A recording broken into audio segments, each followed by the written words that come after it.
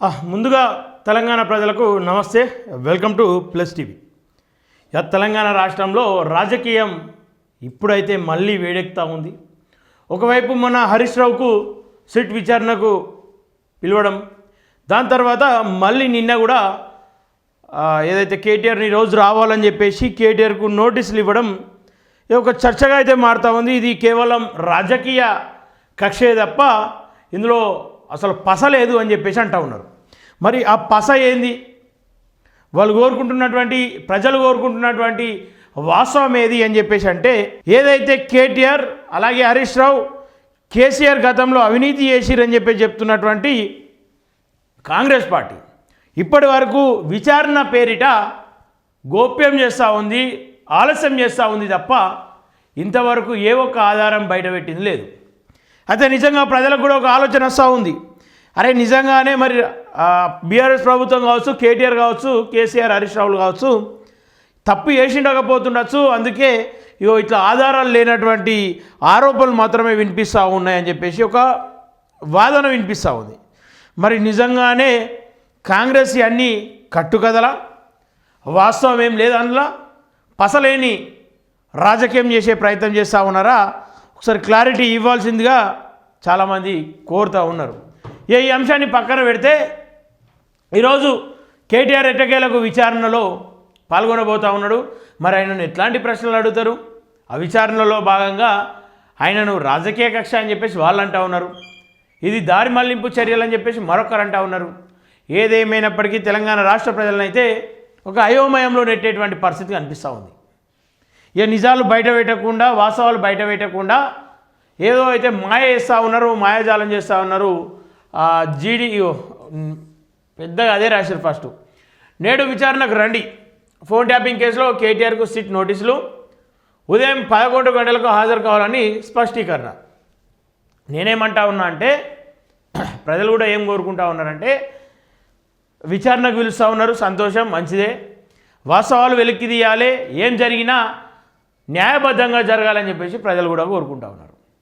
కానీ ఇక్కడ కేవలం రాజకీయ కక్షగానే కనిపిస్తూ ఉంది. నిజంగా ఏదైతే నైని బొగ్గు గనుల్లో జరుగుతున్నటువంటి అక్రమాలను బీఆర్ఎస్ కావచ్చు, అటు బీజేపీ కావచ్చు కొంత బయటకు తీసే ప్రయత్నం చేస్తూ ఉంది. ఇక్కడ మరో వాదన కూడా వినిపిస్తూ ఉంది. ఏంది అని చెప్పేసి అంటే, బీజేపీ గతంలో చేసిన అక్రమాలు ఎక్కడైతే దీని మీద ఏదన్నా అధికారికంగా చర్యలు తీసుకునే ప్రయత్నం చేస్తే, దాని మీద ఏదైనా విచారణ చేపడితే బీఆర్ఎస్ చేసినటువంటి అవినీతి అక్రమాలు కూడా బయటపడతాయని చెప్పేసి భయంతో ముందుగానే కేసును డైవర్ట్ చేసే ప్రయత్నాలు చేస్తున్నట్టు, అలాగే దాన్ని సిబిఐకి అప్పచెప్తే బీజేపీ ఏదో ఒక రకంగా మాకు హెల్ప్ చేస్తుందన్న ఆలోచనలో బీఆర్ఎస్ ఉన్నట్టు కనిపిస్తూ ఉందని చర్చలు జరుగుతూ ఉన్నాయి, గుసగుసలు వినిపిస్తూ ఉన్నాయి. ఏదైతే నమస్తే తెలంగాణ కొన్ని గుసగుసలు వినిపిస్తూ ఉన్నాయో బట్టి విక్రమార్క అంశంలో, అట్లాంటి గుసగుసలు మాకు కూడా వినిపిస్తూ ఉన్నాయి. ముందుగా లైవ్ చూసే ప్రయత్నం చేయండి, మీ కామెంట్స్ రూపంలో మీ అభిప్రాయాలను తెలపండి, మార్పులు చేర్పులు ఏమైనా ఉంటే వేసుకునే ప్రయత్నం చేద్దాం.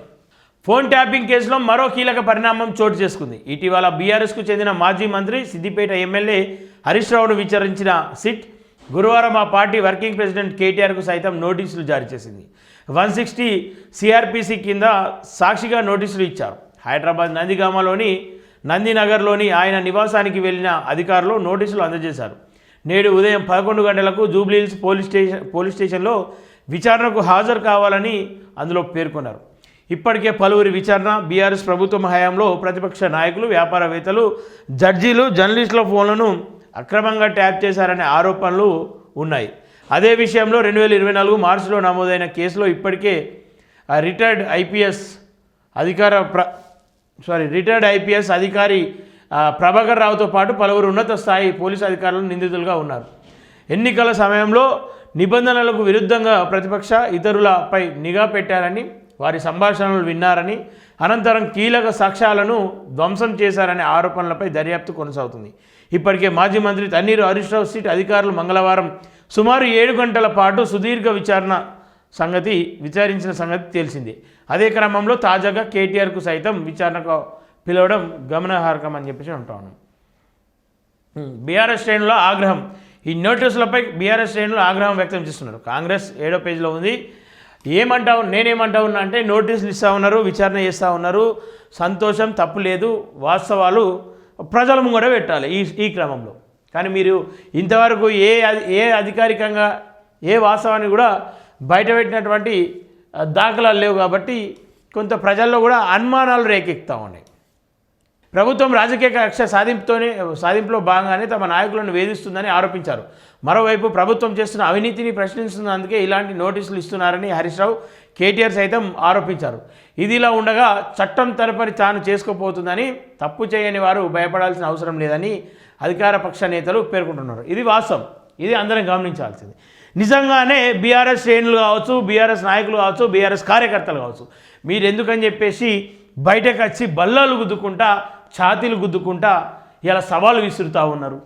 నేనేమంటా ఉన్నా అంటే వాళ్ళు ఎంత మిమ్మల్ని ఇబ్బంది పెడితే అంత ప్రజల కోసం పనిచేయండి, ప్రజాక్షేత్రంలో పనిచేయండి, సమస్యలపైన అధికారుల దగ్గరికి వెళ్ళండి, అధికారుల బాట పట్టండి, ఆఫీసుల బాట పట్టండి, కొట్లాడండి. అంతేగాని ఇలా పోలీస్ స్టేషన్కి వస్తారు, దాదాపు ఒక తోలుకొచ్చుకుంటారు, వాళ్ళ బలం ఎంత ఉంటే అంత చూపించుకునే ప్రయత్నం చేస్తారు. ఒక 500-600 మందిని 1000 మందిని దాకా జమ చేసుకొని అక్కడ డౌన్ కాంగ్రెస్ ఇది అది అనుకుంటా గప్పాలు కొట్టే ప్రయత్నం చేస్తారు. నేనేమంటున్నా, ఖచ్చితంగా విచారణ జరగాలి, సమగ్ర విచారణ జరగాలి. అందులో నిజంగానే లోతుగా రాజకీయ కక్ష కనుక ఉంటే ప్రజల పక్షాన బీఆర్ఎస్ నిలబడుతుందన్న కోణంలోనే మిమ్మల్ని అరెస్ట్ చేస్తూ ఉన్నారు, లేదంటే విచారణ చేస్తూ ఉన్నారు అనుకుంటే ఇంకా బలంగా కొట్లాడండి. అధికారంలోకి వచ్చిన తర్వాత మీరు అదే పని చేయండి. ప్రజలకు మేలు చేసే ప్రయత్నం చేయకూర్రి. మా నాయకుల మీద అయ్యిగా వాళ్ళదు, మా నాయకులను మేము కాపాడుకుంటాం, మా నాయకుల కోసం మేము మాట్లాడతాం. ఇవి బంద్ చేసుకొని సొంత చెల్లి చేస్తున్నటువంటి కామెంట్స్ పైన ఆడబిడ్డ అని చెప్పి చూడకుండా, కల్వకుంట్ల కవిత ఒక ఆడబిడ్డ అని చూడకుండా నేనేమంటా ఉన్నా, ఖచ్చితంగా ఆమె తప్పు చేసి ఉంటే ఆమెను శిక్షించాలి, ఆమెను కూడా మీరు ఏదైతే రాజకీయంగా ఎదుర్కోవాలి.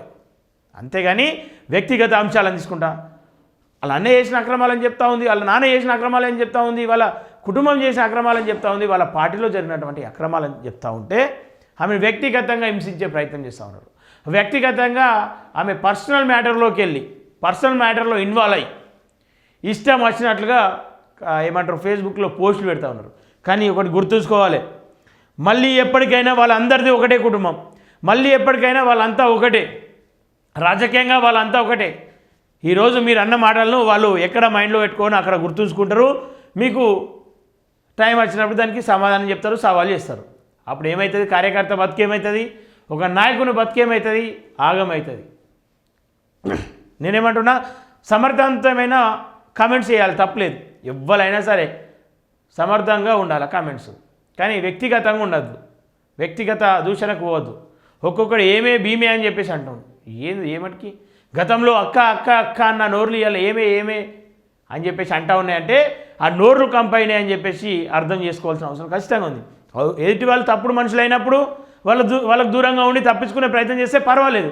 అంతేగాని వాళ్ళను వాళ్ళ క్యారెక్టర్ని అసైజ్ చేస్తూ ఏదో కామెంట్స్ చేస్తూ ఇష్టం వచ్చినట్టు మాట్లాడితే ఖచ్చితంగా సమాజం అన్నీ చూస్తూ ఉంటుంది, అన్నీ గమనిస్తూ ఉంటుంది.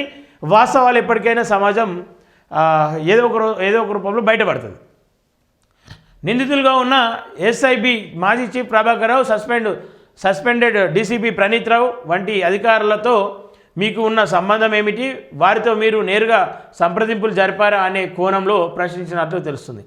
రాజకీయ నాయకులు, పారిశ్రామికవేత్తలు ఫోన్లను ట్యాపింగ్ చేసి సేకరించిన సమాచారం మీ వరకు చేరేదా, ఆ డేటాను పార్టీ ప్రయోజనాల కోసం ఉపయోగించారా అనే కోణంలో విచారిస్తున్నట్లు సమాచారం.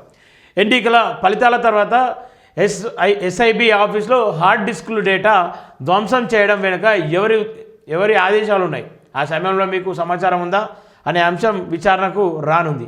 ఇటీవలే విచారణకు హాజరైన హరీష్ రావు ఇచ్చిన స్టేట్మెంట్ విషయంలో అంశాలపైన ప్రశ్నించే అవకాశం ఉంది. ఆయన ఏమి ఇచ్చినా అని చెప్తుండో ఏందో.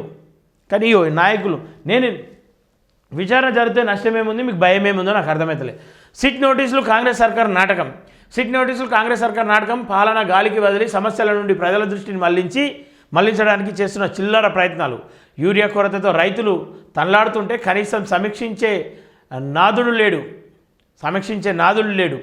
రైతు భరోసా ఎప్పుడు ఇస్తారో చెప్పడం లేదు. ఫోన్ ట్యాపింగ్ కేసులో పసలేదని అత్యున్నత న్యాయస్థానాలు తేల్చి చెప్పిన కాంగ్రెస్ ప్రభుత్వం మొగలి రేకులు సీరియల్లా నడిపిస్తుందని ఫోన్ ట్యాపింగ్ కేసులో బీఆర్ఎస్ నేతలకు నోటీసులు ఇవ్వడం హాస్యాస్పదమని మాజీ మంత్రి సింగిరెడ్డి నిరంజన్ రెడ్డి అంటా ఉన్నాడు.